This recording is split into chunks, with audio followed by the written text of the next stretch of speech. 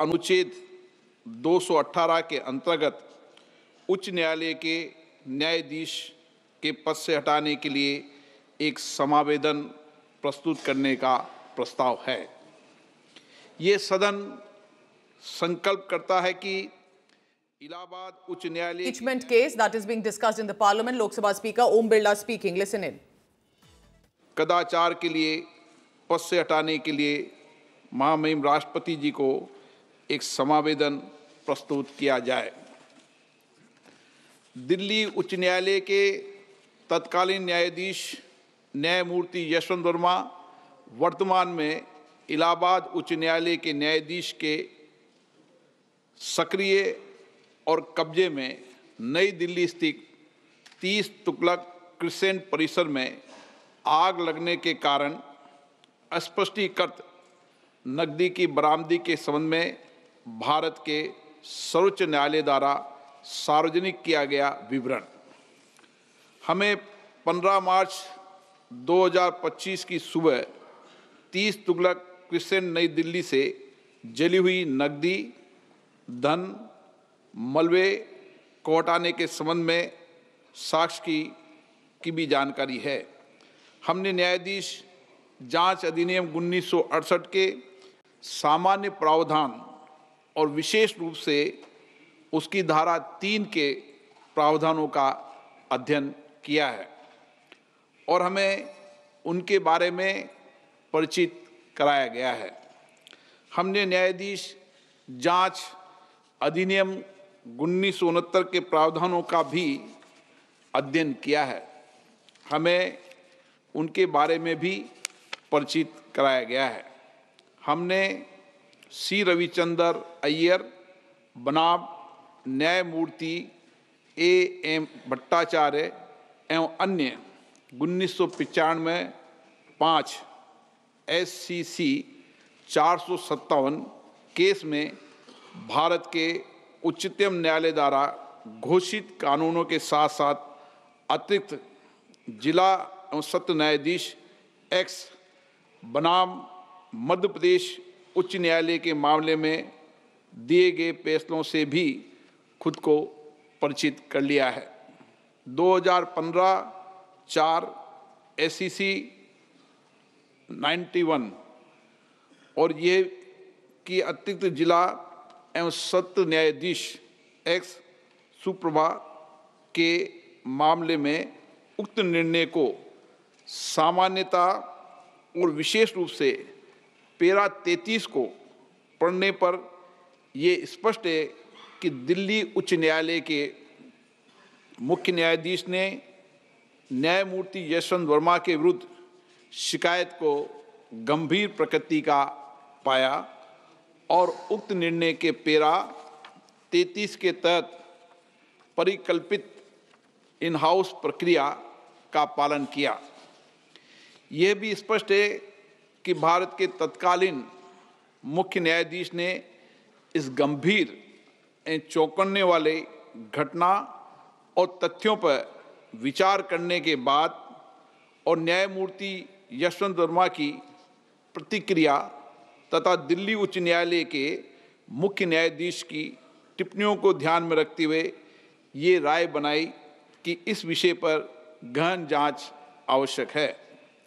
इसलिए भारत के तत्कालीन मुख्य न्यायाधीश ने अतिरिक्त जिला एवं सत्र न्यायाधीश एस सुप्रा के मामले में निर्णय के पैरा 33(3) में परिकल्पना के अनुसार एक 3 सदस्यीय समिति का गठन किया गया। हमें यह भी याद है कि भारत के माननीय तत्कालीन मुख्य न्यायाधीश ने समिति की रिपोर्ट भारत के महामहिम राष्ट्रपति और भारत के माननीय प्रधानमंत्री को भेजी है। ये स्पष्ट है कि भारत के माननीय तत्कालीन मुख्य न्यायाधीश ने अतिरिक्त जिला एवं सत्र न्यायाधीश एस सुप्रा के मामले में फैसले के पैरा 33(7) के प्रावधानों के अनुसार कार्य किया है, जो स्पष्ट रूप से भारत के तत्कालीन मुख्य न्यायाधीश की राय को दर्शाता है कि पैरा 33(3) के तहत गठित समिति की रिपोर्ट में पाए गए आरोप इस प्रकृति के हैं कि उक्त न्यायाधीश को हटाने की कार्रवाई शुरू करने की आवश्यकता है।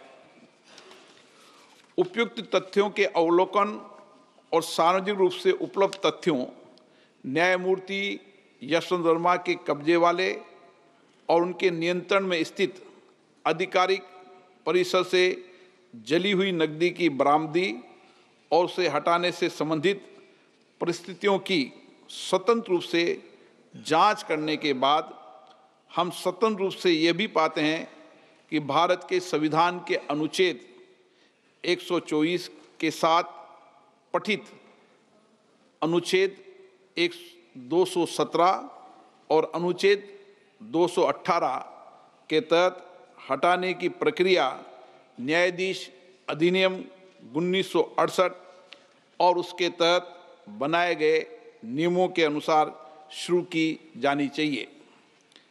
बेदाग चरित्र और वित्तीय बौद्धिक ईमानदारी न्यायपालिका में एक आम आदमी द्वारा रखे गए विश्वास की नींव है और यह भी कि वर्तमान मामले से जुड़े तथ्य जो कि भ्रष्टाचार की ओर इशारा करते हैं वो भारत के संविधान के अनुच्छेद 124 के साथ अनुच्छेद 217 और अनुच्छेद 218 के तहत कार्रवाई और प्रक्रिया के योग्य हैं और संसद को इस विषय पर एक स्वर में बोलना चाहिए और देश के प्रत्येक नागरिक को सार्वजनिक जीवन में भ्रष्टाचार के प्रति जीरो टॉलरेंस के अपने संकल्प के बारे में एक स्पष्ट संदेश भेजना चाहिए।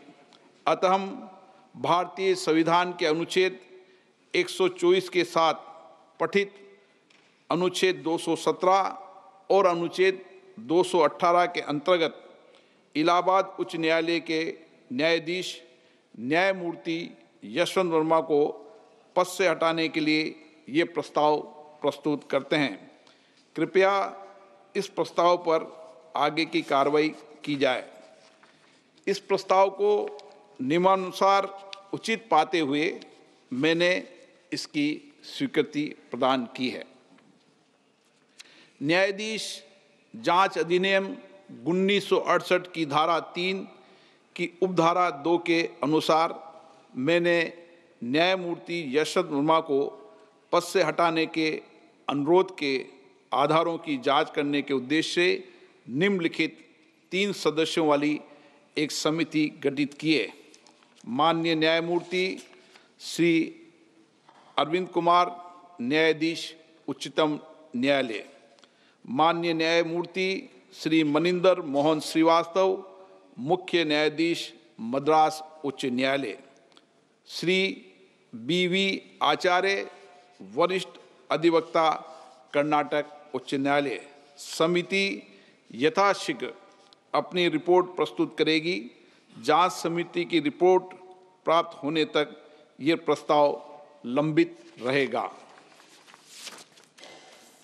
माननीय सदस्यगण, मुझे कुछ माननीय सदस्यों की कई विषयों पर स्थगन सूचना प्राप्त हुई है। मैंने किसी स्थगन सूचना की आज अनुमति प्रदान नहीं की।